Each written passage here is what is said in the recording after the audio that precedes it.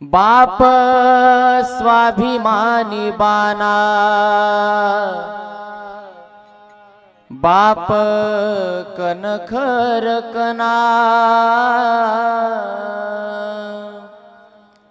त्याच्या काळजात सुद्धा लाजाळूची संवेदना, त्याची पहाडाची छाती, त्याचे हृदय गुलाब, त्याच्या घामाच्या थेंबाने हिऱ्या मोत्याचा रुबाब।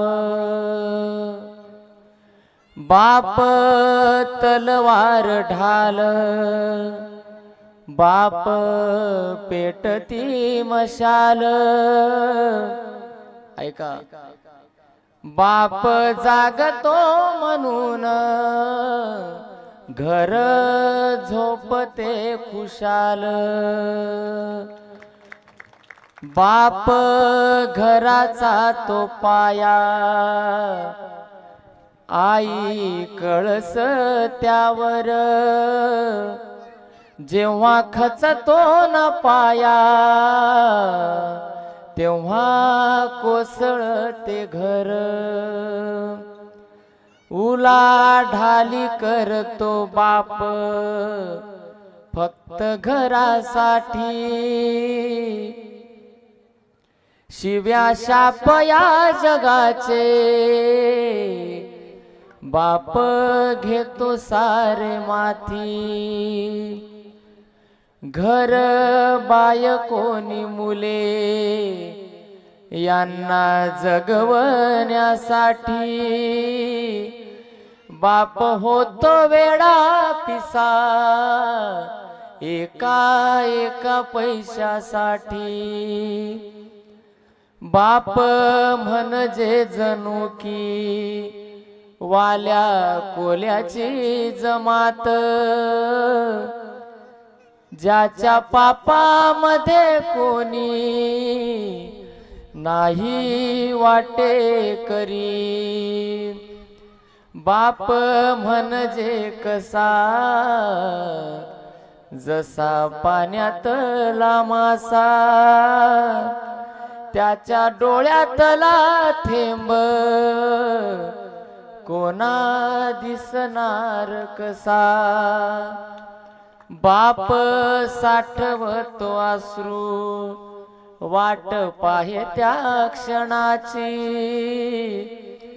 जन्मभराचे रडतो लेक जाताना सासरी। ज्याने जपले मुलांना तळहाती पाकळ्यात, अशा बापासाठी यावे थोडी आसवे डोळ्यात। बाप थकल्यावरती त्याचा बनावा आधार,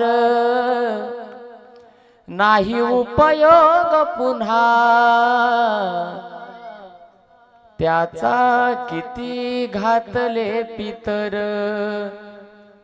शेवटचं वाक्य फक्त, बाप म्हणजे असे की एक झाडच बोली। बाप म्हणजे काय? झाड सावली देतं पण झाड कधी बोलत नाही। आपण त्या झाडाला तोडायला जातो पण झाड कधी बोलत नाही, म्हणून त्या झाडाप्रमाणे हा बाप असतो, त्या झाडाच्या सावलीप्रमाणे बाप असतो। कोणी या, फक्त आपल्याला सावली मात्र थंड देत असतो।